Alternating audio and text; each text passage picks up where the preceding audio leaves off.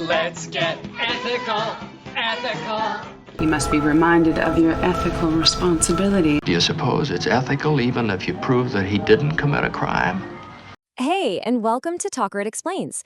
This is the place where we take some really interesting English words and, we break them down so you can really get a handle on them. And today's word, it's a big one. It's all about our choices, our character.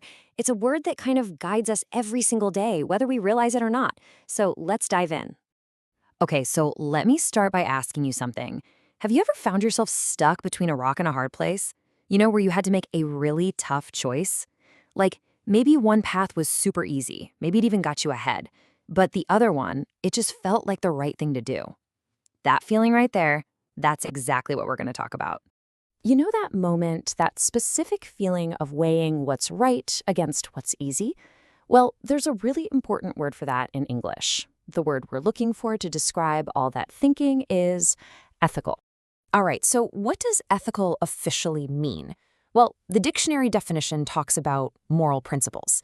And really, all that means is it's about our deep down beliefs about what's good and what's bad. It's the personal rule book we use when we have to make one of those tough calls. Okay, I know. Moral principles can sound a little stuffy, right? So let's just make it super simple. When you boil it all down, being ethical is simply about understanding the difference between right and wrong, and then, actually choosing what's right. And here's a little fun fact to help this stick in your brain. The word ethical actually comes all the way from an ancient Greek word, ethos. And guess what ethos means? It means character.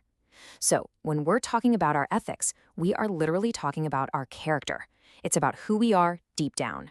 That's a pretty powerful connection, don't you think? Okay, so that's the definition and the history. But what does this look like in the real world? I mean, how does this word actually pop up in our everyday lives? Let's take a look at a few examples to really see it in action. Let's think about 3 common places: school, work, and with our friends. First up, at school.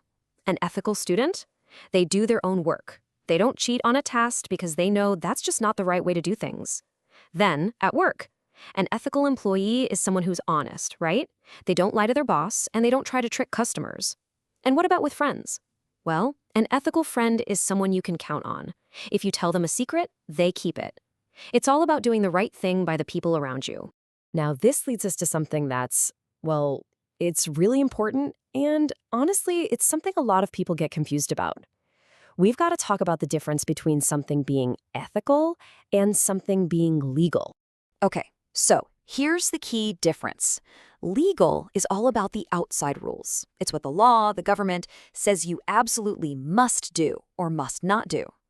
But ethical, that comes from the inside. That's about your own morals, your character, telling you what you should do. And here's the kicker. Those two things are not always the same. This really boils down to one powerful little sentence that's worth remembering. Something can be legal, but not ethical. See, just because there isn't a law against something doesn't automatically make it the right choice. Just keeping that one idea in your back pocket can help you figure out a lot of tricky situations in life.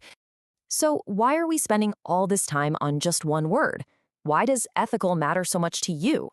Well, it's because understanding this word isn't just about vocabulary. It's about having a tool for living your life. I like to think of it as your own personal inner compass.